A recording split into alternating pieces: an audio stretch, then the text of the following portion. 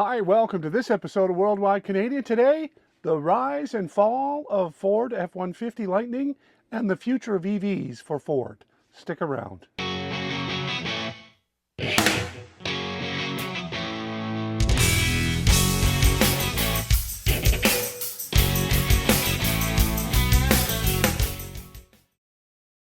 The Ford F-150 Lightning was once seen as the centerpiece of North America's transition to electric vehicles. A revolutionary moment for the auto industry, a fully electric version of North America's best-selling truck.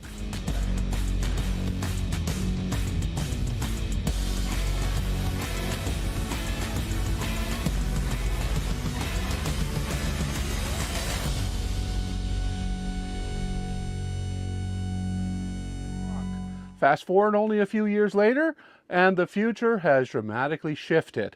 Today we'll trace the story of the Lightning from visionary launch, massive reservations, billions invested, and Ford's dramatic pivot away from EVs. We'll also talk about leadership decisions, economic realities, and political winds that reshaped Ford's direction. In January 2019, Ford publicly announced its intention to build a fully electric pickup. By May of 2021, the F-150 Lightning was unveiled in Detroit as a groundbreaking entry in the EV world. Touting instant torque, innovative technology, and the potential to transform the American truck market, Ford claimed over 200,000 reservations within months. Production began in April 2022, and initial deliveries were in May.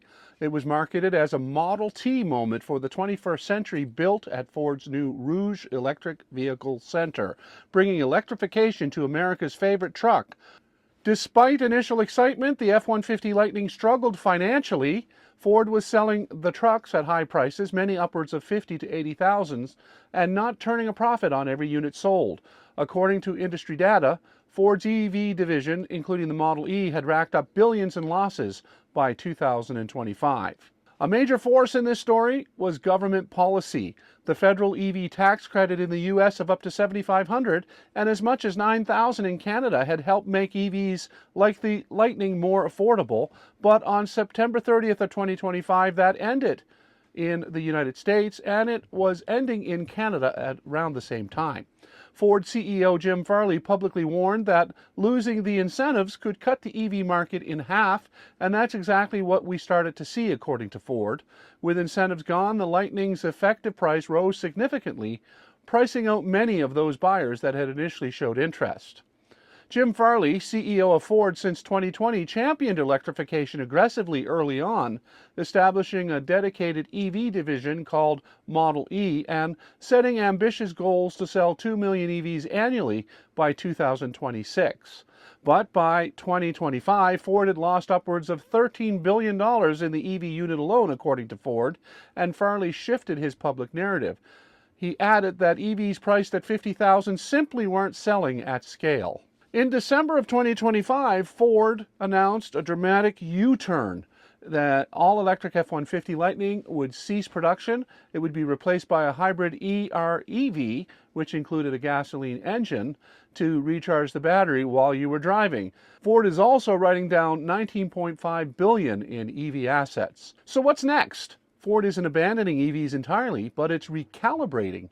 The company plans to focus on similar, affordable EVs and hybrids while boosting profitability and giving customers more choice. The story of the F-150 Lightning is a cautionary tale about innovation, ambition, and the complex interplay of consumer demand, economics, and political policy.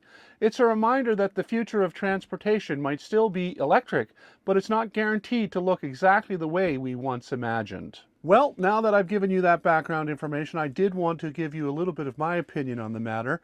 I feel like I was basically marketed to over a few years, and especially by Jim Farley, who was on a lot of interviews touting the long-term strategy of Ford and the fact that it was going to be electrification for the Ford F-150 Lightning for quite some time. Now, I do understand they have challenges, but I don't believe they should have abandoned it. But if they wanted to offer an option for an E-Rev, they should have continued to make the full battery option and offer that E-Rev as an option for people who had problems with worrying about whether they would have enough of a charge to get where they wanted to go. That being said, I did buy my Lightning back in April, and I absolutely love my vehicle. I just hope that the parts will remain available, and that, you know, the long-term cost of the vehicle, the appreciation or the depreciation in this case, will not be too severe as a result of Ford canceling it completely. Now, the E-Rev that comes out, if it's, you know, for some people, and they have some options like maybe I don't ever have to run that engine unless I really, really absolutely want to tow or go longer distance than the range of the vehicle will allow me to go. That sounds great to me, but I think part of it was the government situation with regard to ending all those incentives, along with the fact that the dealers themselves were pressuring Ford corporate, I'm sure, because of the lack of revenue from EVs in general, because they're very, very reliable and they're used to making a lot of money from servicing gasoline. Now, that being said, anytime you add an E-Rev situation, you end up getting a more complicated vehicle, and it does lead to maintenance requirements. So I'm not 100% sold on the idea of an E-Rev if you can just charge. There is great news coming out of Finland with Donut Motors announcing a full battery system that is solid state, and that's just been recently made. They're actually selling a motorcycle right now with the motors and the solid state batteries, and they're claiming that any manufacturer of vehicles who wants to use their batteries, it's a possibility for trucks, cars, whatever. And they have the feature of being solid state, which means they have a very long lifespan. They charge in very, very quick succession, like 10 minutes is what they're claiming. And the density is going to be higher. The watt hour density is going to be higher in them. And the cost is going to be lower, and they're going to use a manufacturing process that does not require any elements that are not readily available everywhere. So it's going to eliminate that problem with, you know, getting these rare minerals from countries or sources that are not that great. So that being said, I'm a little disappointed in Ford in general, because I feel Jim Farley bears a lot of responsibility for touting the future of the EV, especially the Ford F-150. And I feel he's backpedaled because it's great in the moment if he wants to continue to survive as a company, and I understand that, but why can Tesla make a profit? They make billions of dollars.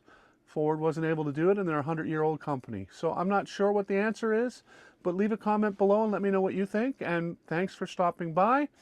This is the end of episode of Worldwide Canadian today, and I hope you'll come back next time.